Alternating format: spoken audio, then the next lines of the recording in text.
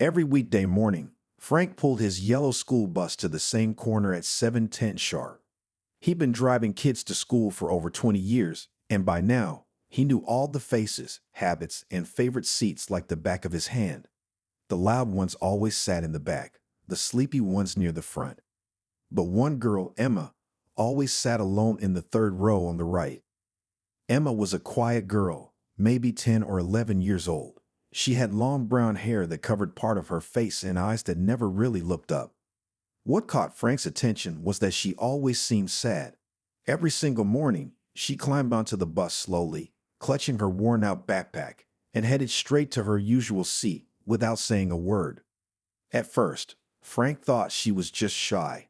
Some kids were like that, especially in a noisy bus full of chatter. But after a few weeks, he noticed something else. Emma had tears in her eyes almost every morning. Sometimes she wiped them away quickly when she thought no one was looking. Sometimes she just stared out the window, her cheeks damp.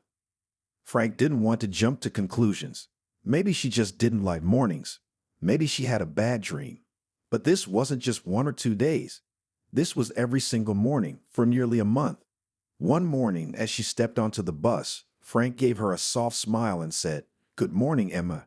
She glanced at him for a second, gave a small nod, and walked past without a word.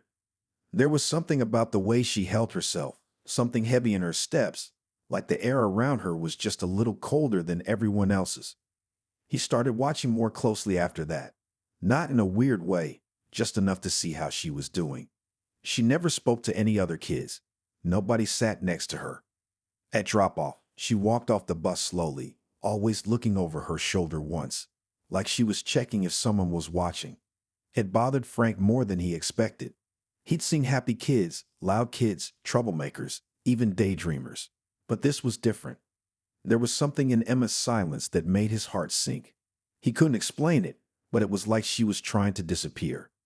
One afternoon, after the last kid had left and the bus was empty, Frank stayed in his seat for a moment, staring at the third row. He didn't know what he was hoping to see. Maybe he just wanted to understand. Maybe it was nothing. Maybe he was just imagining it all. But the next morning, when Emma got on the bus and wiped her eyes again before sitting down, Frank knew it wasn't just in his head. Something was wrong, and for some reason, she wasn't telling anyone. He decided then and there he was going to keep an eye on that third row. Not just because he was curious, but because deep down, he had a feeling that girl needed someone to notice. The next few days, Frank paid even more attention to Emma. He didn't make it obvious. He just glanced at the mirror every now and then, keeping an eye on her during the ride. Emma still sat in the same seat, still looked out the window, and still had that sad, tired look on her face. She didn't smile. She didn't laugh. She didn't talk to anyone. Frank noticed small things. She flinched when someone slammed their backpack down too hard. She jumped a little when the brakes squeaked. One morning, when another kid brushed past her on the way to the back, she shrank into her seat like she didn't want to be touched. It was like she was trying to become invisible. He also noticed something else. Emma always held onto her backpack the whole ride. Most kids threw theirs on the floor or beside them, but not her. She hugged it close like it had something important inside, something she couldn't lose. One rainy Tuesday, Frank tried to start a gentle conversation with her. After she climbed on board, he said, "Looks like you got caught in the rain, huh?" Emma looked up at him for half a second, gave the tiniest nod, then walked to her seat. Her hair was damp, her sweater sleeves pulled all the way down, and her eyes looked even redder than usual. That was the first time Frank's stomach twisted with worry. This wasn't just shyness or a bad mood. This was something deeper. He thought about talking to someone, maybe a teacher or the school counselor, but he didn't have anything solid, just feelings, just little moments, and he didn't want to embarrass Emma or make things worse for her if he was wrong. So he waited, watched, and one small moment changed everything. On a Thursday afternoon, after dropping off the last group of kids, Frank glanced in the mirror. Emma was still sitting in her usual spot, even though her stop had passed. She hadn't moved, just sat there, staring at the floor. Frank turned off the engine and walked down the aisle slowly. "Emma," he said softly. She didn't look up at first. When she finally did, her eyes were full of tears. "You missed your stop," he added gently. She nodded, wiped her face quickly, then stood up and hurried off the bus without a word. After she was gone, Frank stood by her seat for a moment. He looked down and noticed a small folded piece of paper sticking out from under the seat. It was barely visible, like it had slipped out of her backpack. He reached down, picked it up, and stared at it. It was crumpled and damp from the rain. He didn't open it. Not yet. But his heart was beating faster. He had a feeling that whatever was on that paper, it wasn't just a note. It might be the reason Emma cried every morning. Frank sat down in the driver's seat, still holding the damp, folded paper in his hand.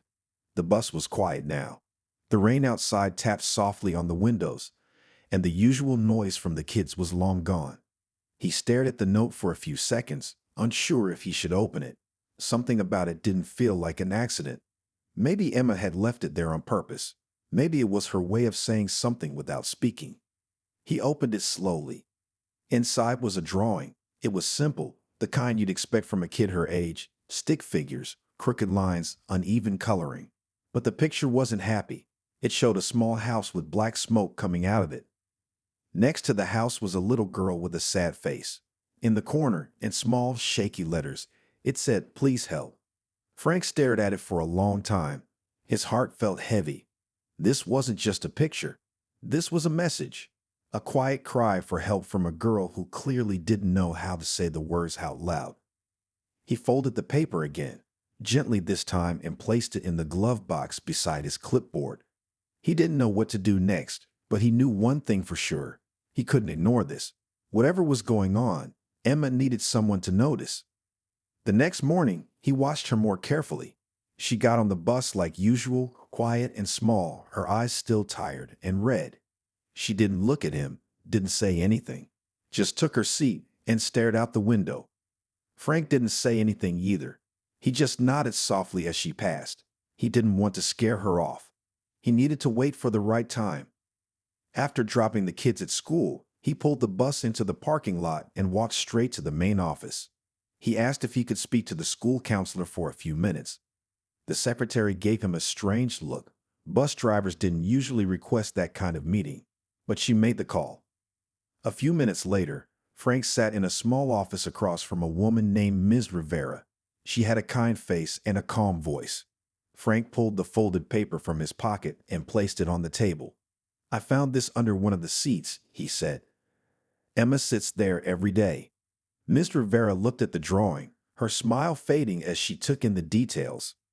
"We'll look into it right away," she said seriously. "Thank you for bringing this to us." Frank left the office with a strange feeling in his chest. He didn't know what the school would do or what they'd find out, but at least now, Emma wasn't completely alone. And he had a feeling this was only the beginning. The next day, Frank arrived at the bus stop with a knot in his stomach.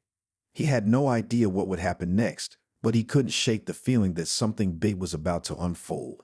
When Emma stepped onto the bus, her usual sad look was still there, but there was something different this time. She didn't look as frightened, almost as if she had some sort of relief in her eyes. Frank gave her a small smile when she walked by, but she didn't look up. He didn't expect her to. He learned by now that Emma didn't do small talk. She was too lost in her own world to notice much around her. Still, it felt good to see her walk onto the bus without that overwhelming sadness on her face. As he drove along the usual route, Frank kept glancing at her through the mirror. She sat quietly in her seat, staring out the window.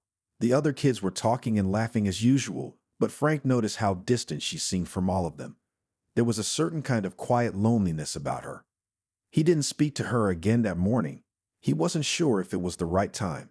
After all, she might have been scared by the meeting with the counselor the day before. But he knew deep down that something had changed. Emma was no longer completely shut off. There was a small opening now, and Frank could see it. At school drop-off, when all the kids rushed off the bus and into the building, Emma walked slowly behind the others. She seemed to hesitate as she stepped off the bus, looking back at Frank for just a second before walking away.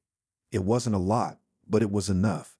It felt like she was saying goodbye without using words. It made Frank's heart ache. As he prepared to leave the school parking lot and head back to the bus yard, Frank decided to do something he hadn't done before. He parked the bus and waited. He didn't know if it was the right thing, but he felt like he needed to be sure. When the school bell rang and kids started to leave for the day, Frank stayed in his seat, watching for Emma. It didn't take long before she came out, her backpack slung over one shoulder. She was walking slowly, her head down, just like usual. But today, she looked up and saw Frank sitting in the bus, waiting for her. For a moment, there was just silence between them, like she wasn't sure what to do. But then she walked up to the bus door, and Frank, with a soft voice, said, "Emma?" She stopped and looked at him, her eyes wide, like she wasn't sure if it was okay to answer. "You okay?" Frank asked. It was a simple question, but in that moment, it felt like everything was hanging on those two words. Emma didn't answer right away. She just stood there staring at him. For a long second, there was no movement, no sound, just a quiet understanding between them. Then, with a small shake of her head, she whispered, "I think so." And for the first time in a long while, Frank felt like he had made a difference. The next few days felt different for Frank. Every time he picked up Emma, there was a small shift in her. She didn't smile or say much, but there was a change in her body language. She wasn't as closed off as before. She seemed a little less afraid, maybe even a little more hopeful. Frank didn't know exactly what had happened between her and the school counselor, but he had a feeling that it was starting to help. One morning, as Frank drove along the usual route, he glanced at the rearview mirror. Emma was sitting quietly, her backpack held tight in her lap, staring out the window. But today, her expression wasn't as empty. There was something softer in her eyes, like she wasn't carrying the same heavy sadness she had before. For the first time, Frank dared to hope that maybe, just maybe, things were getting better for her. The bus was mostly quiet that morning. A few kids were talking, but the chatter didn't reach Emma.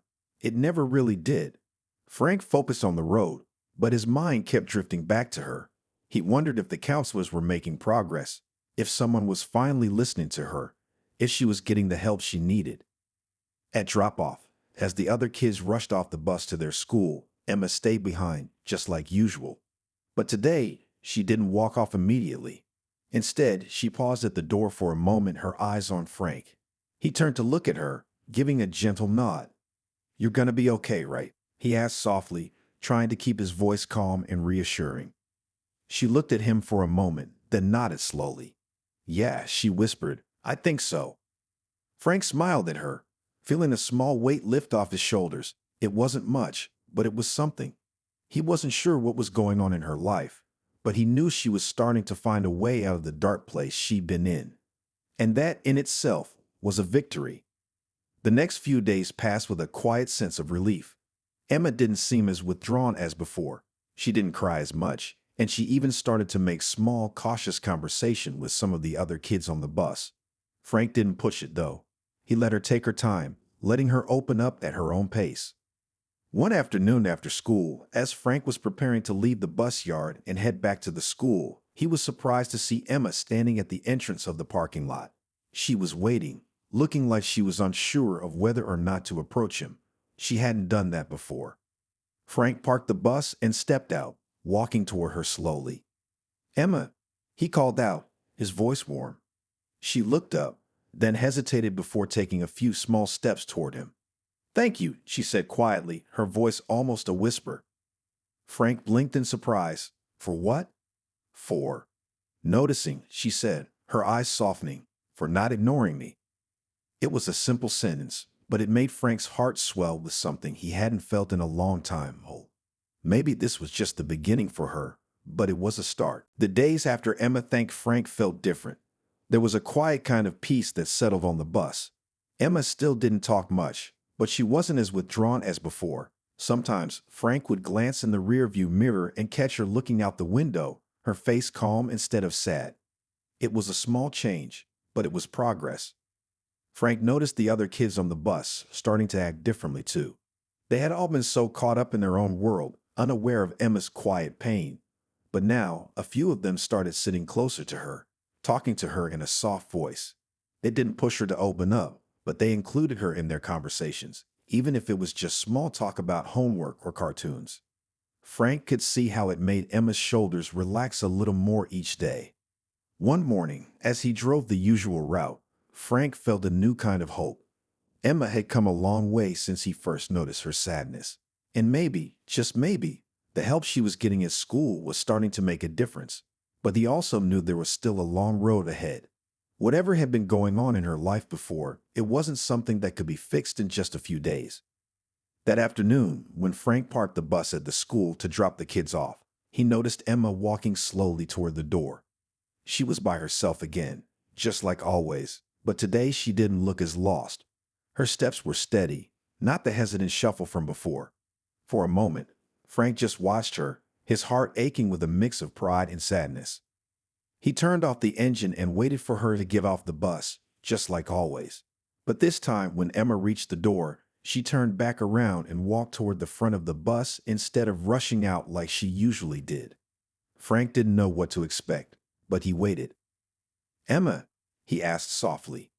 She looked up, her eyes searching his face like she was trying to decide if it was okay to speak. After a moment, she spoke in a quiet voice. "I talked to my mom this morning." Frank felt his heart skip a beat. "You did?"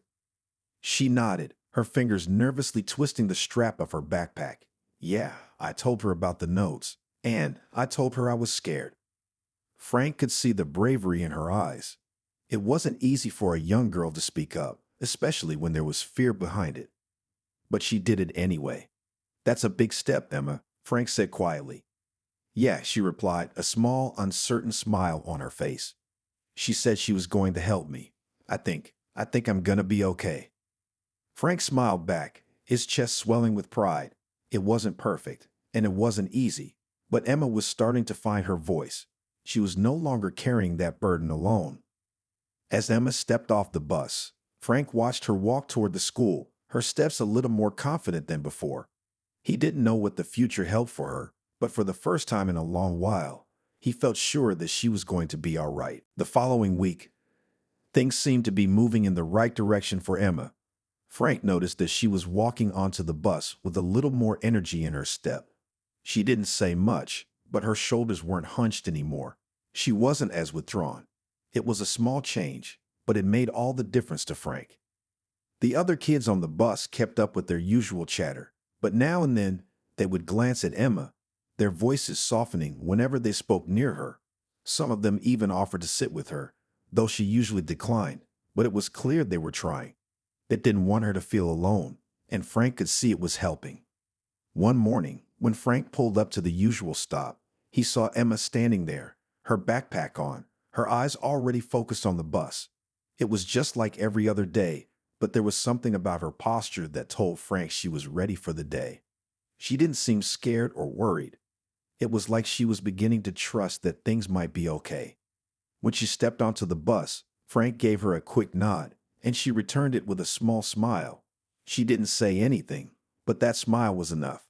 He didn't know what had changed in her life, but he knew she was starting to believe in a better future. As they drove along the route, Frank felt a warmth settle in his chest.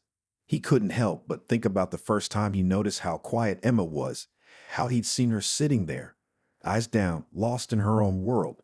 Back then, it had been hard to imagine things ever getting better for her. But now, there was a lightness to her that wasn't there before. At school drop-off that day, Emma walked off the bus like she always did. But this time, she turned back to Frank as she reached the bottom of the steps. "Thank you," she said softly, her voice clear and steady, "for everything." Frank felt a rush of emotion, and he smiled at her warmly. "You're welcome, Emma. I'm proud of you." As she walked away toward the school, Frank watched her for a moment longer. It was strange how much of a difference a few small moments could make. A few words, a few days of kindness.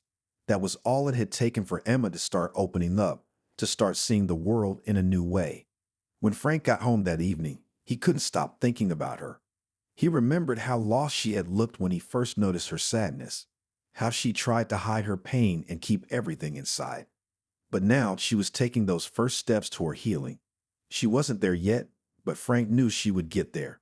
With the right help and the right people by her side, Emma was on her way to brighter days.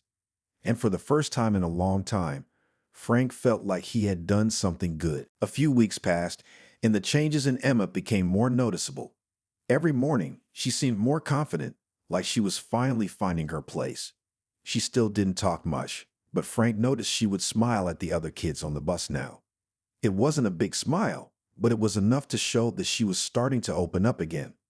On one particular morning, as Frank picked up the kids, he saw Emma waiting at the bus stop, standing a little straighter than usual. Her face wasn't as serious, and her eyes were brighter. She didn't seem as heavy with sadness. Frank smiled to himself as she climbed onto the bus, taking her usual seat by the window. It felt like a quiet victory, even if he couldn't fully understand everything that had happened to her. As he drove along the route, Frank found himself looking at her a little more often. Today, she wasn't staring out the window in the usual distant way. Today, she was looking around the bus, watching the other kids talk and laugh. Frank could see she was aware of them now, even if she didn't join in. It was progress. At school drop-off, when it was time for Emma to get off, she paused at the door, just like she'd done before.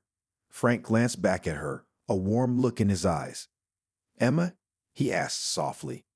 She turned to him, her eyes meeting his. This time, there wasn't any hesitation. "Yeah?" she replied, her voice steady. "I'm really proud of you," Frank said, his voice full of sincerity. "I've seen so much change in you. You're doing great." Emma's eyes softened, and for the first time in a long while, Frank saw a real smile on her face. It wasn't huge, but it was enough to make his heart swell. "Thank you," she said, her voice quiet but strong. As she stepped off the bus, Frank felt something in him shift. He'd always known that helping others was important, but watching Emma change right before his eyes made him realize just how powerful small acts of kindness could be. He hadn't done anything extraordinary. All he'd done was notice her, pay attention, and let her know she wasn't invisible. And somehow, that had made all the difference. Later that day, Frank found himself thinking about Emma more than usual. He wondered if she was doing okay. Had the school counselor helped her more? Was she getting the support she needed at home? He didn't know the answers, but he hoped she was on the path to healing little by little. Over time, Frank saw less and less of the sadness he had once noticed in her eyes. Instead, there was a quiet strength that began to shine through. Emma had come a long way, and Frank couldn't be more proud of her. As he drove the bus every day, he couldn't help but feel grateful for the chance to be part of her journey, even in such a small way. And though he had no idea where her story would take her, he knew one thing for sure. She was no longer alone. She had people who saw her, people who cared, and that made all the difference.